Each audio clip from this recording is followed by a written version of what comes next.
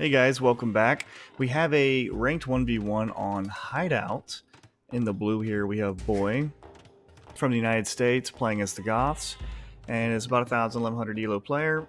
Same thing for Aldo as far as rank, and he's from Mexico playing as Bulgarians. Now in this matchup, I'm going to favor the Bulgarian player all day long. And the reason why is because Bulgarians, I feel like, are a lot better at pressuring in many ways because the Goths really don't have any bonuses. And then the fact that the Bulgarians have Begains, I think is what it's called, which is insane melee armor for their infantry or militia line. And so that, while you would be up against the Goths with their infantry spam, possibly, that armor alone would do absolute wonders versus the Goth player, just absolutely wrecking them, as long as you can keep your production up. So I would favor the Bulgarian player all day long in this matchup. But we're going to have to see what happens here. Pushing in Ibex, I like that. That's good. And milling the Ibex. I mean, both work. You can always use this for farms later. I just prefer to push them in and save that wood immediately for other things. Which is part of the reason why I feel like I can go 7 on food most of the time on Arena instead of 6 on food. And, you know, that way I can get it up a little bit earlier.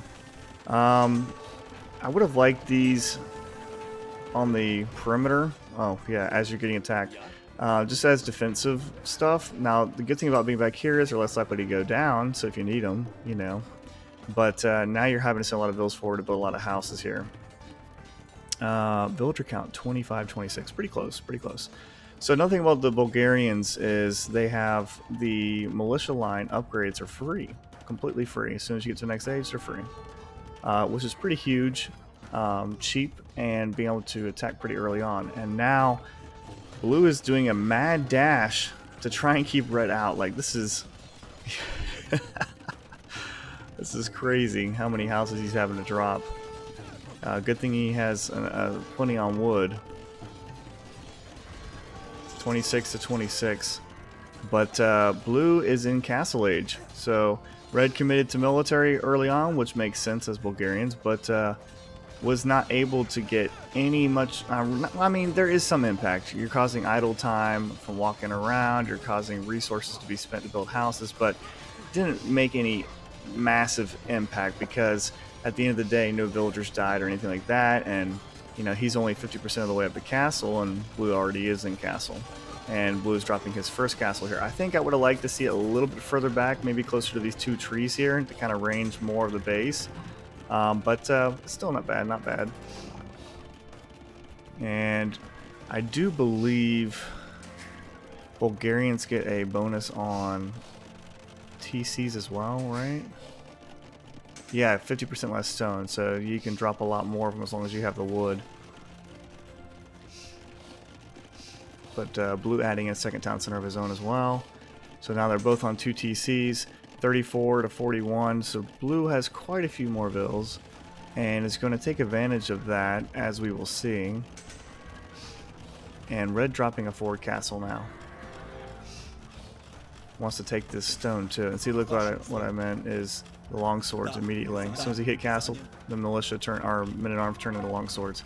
So now Blue's having to wall again to try and keep him out because there's conics here. Conics are a unique unit, the only unique unit that has a mounted version and a dismounted version. So once the mounted version dies, it turns into a dismounted unit. And I mean, the mounted unit itself is not a bad unit at all. 120 hit points, currently 14 attack, and decent armor and everything. So if you can produce them, they're better than knights in many ways. The main thing about knights is just being able to pump them out from multiple stables, whereas conics can only be produced from ooh, this is not good, from castles and from crepos. Yeah, ooh, there's a 1 tile gap right there. That is really bad as these conics are coming in here. Ooh. Oh, no, no, no, no, no. Jeez, we need some kind of military. This is so not good for Blue right now. tons of idle villagers, 46 idle villagers right now. I mean, he has 18 more villagers, but what can he do? His entire economy has been idled here. Jeez. Oh my goodness. No. The KD surprisingly is 9-9. It looks like Blue's getting wrecked, honestly. But I guess whenever you kill a Conic, you know, you get 2 kills whenever you kill both. So maybe that's it. I don't know. And oh, it's so idle. At this point, you've got to be thinking, I think Blue might be done for. Like, this is really not good. You don't have any strong eco bonuses. He could actually repair this house with these bills. He doesn't really have any eco bonuses. He's not being able to play to the strengths of the Goth, so spamming out militia line or Huskarls or anything like that. And he's losing vills and idle vills and just so not good at all. But Blue is almost in an imp, so if he can hang on, he might be able to produce some things to get some breathing room. He's got to clean up these Conics and then re-wall and keep them from getting in here. And the first Treb is out. Almost killed all these Conics. There we go. Alright, so the first Treb is out. Red is also an imp now as well. Ooh, he's going to lose these vills too. Oh, man. Jeez. That's a massacre.